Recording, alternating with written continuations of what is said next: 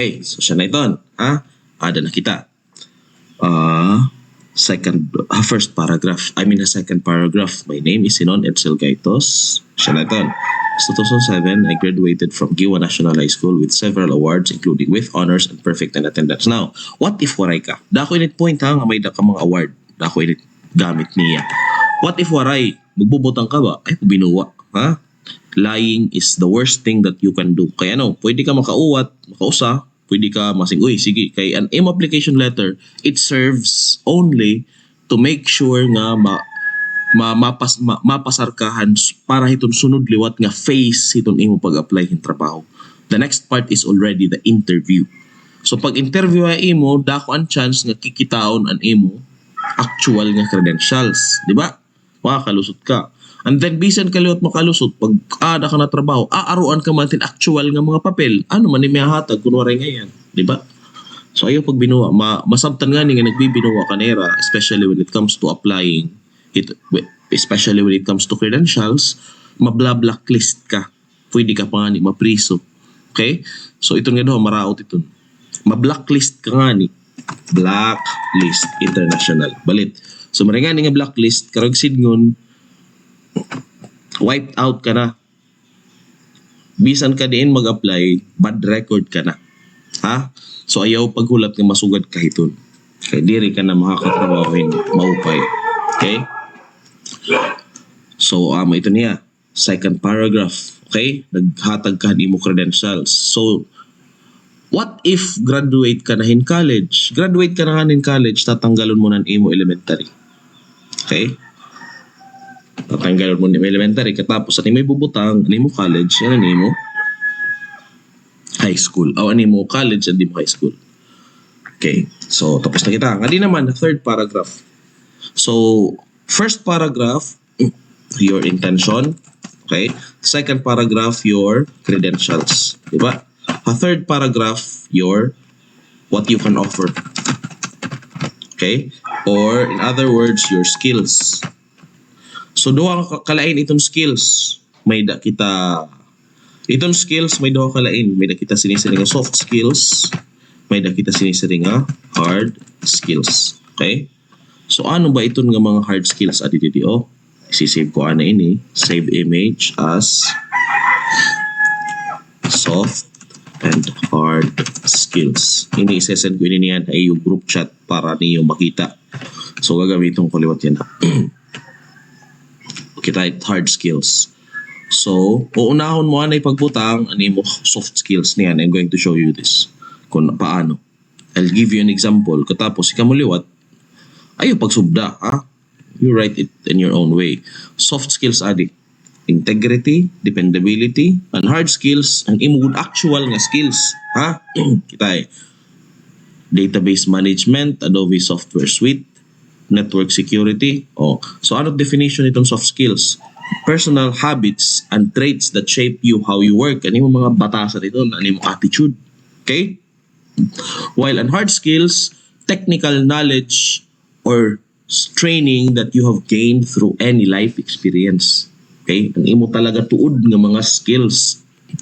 Dila harumamay ng mga skills, SEO, SEM marketing, statistical analysis, data mining. Ini nga mga skills, makukuha mula through training, through education, di ba? So while mga inborn develop mo through your experience, di ba? Integrity, dependability, effective communication, open-mindedness, the ability to work with others, creativity. Okay, so kamo na't bahala magpili kung nahin mo rida. Ini nga soft skills, by the way. Soft skills, pwede mo himu-himuon kay imula, di ba? Makore man iton i-justify. Pero dapat maupayin imo soft skills and unique and imo soft skills. And hard skills, ay pag binawa, dapat may daka talaga. What if sumiring ka nga makarit ka mag programming or data mining? Nag-apply ka yung trabaho, tapos sinugo ka, sige, nga di kita data mining, nga di, pag, kuan i-gather ng mga data, i-search, gamita itong internet nga i-gather ini nga data, taka di ka yun maharam. Diba? Nagbinuho ka na, ditanggal ka, sisanti ka, kaya waray mo gamit. So ayaw, kung anon imo skills asya nun imo surat kada. So balik na kita. Ngadi. Balik na kita ngadi. Third paragraph, what are we going to write? Pasaring ka. I am dependable. I am dependable and ano pa tibang mga skills nga maupay. Pasaring ka. I am hardworking. Hardworking anay. Hardworking. Ano pa daw to sa ito intelligence? Okay. I am hardworking, diligent, and I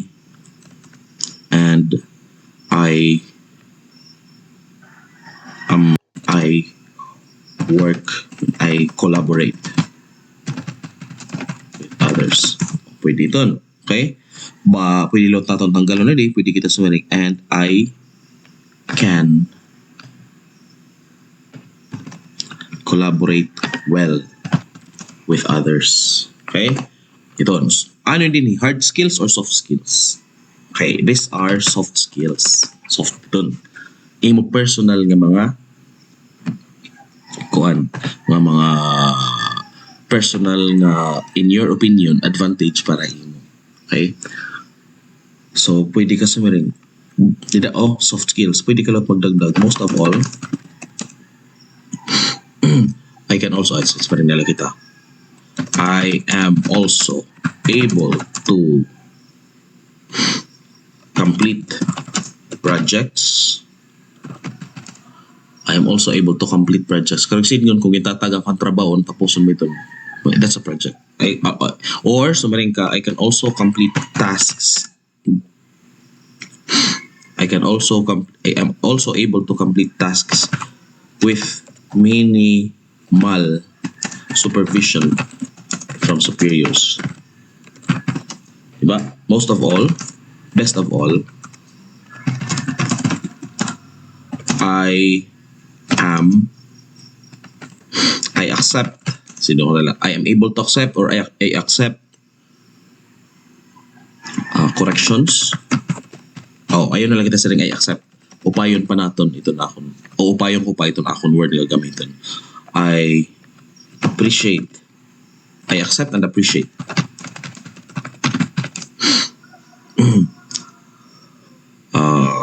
Corrections or constructive of the way I perform my tasks. No, karagsid yun, kung ginayaknan ka nga sayop ka, dire ka nagmamind and you accept it. Karagsid yun, you appreciate, dire mo kikitan nga gintatamay ka, instead ng kikitan mo, ginbubuligan ka, which is the case also. Di ba? May dangan na mo ginyayakan nga dire maupay about iton imo work. Kita iton pamatii. Okay? Kita iton niya. And you change. Pwede nga you want to learn and you especially kung imo mayor. Pwede mo iba-ibahon. Okay? Pwede mo iba-ibahon. Pwede ka maghimon imo kalugaringon nga mga skills. May mas maupay kung imo personal ha. So hindi nga part where you give your skills dapat unique. Dapat imula ha. Hindi ni iton iyon format magkakaparo-pareho. Okay? Kay imo man iton ngaran, imo personal information about you pero dili dapat iba-iba. Take note, dapat iba-iba hindi nga part ha. Bantay kung diri magkaiba-iba. Okay, let me continue later.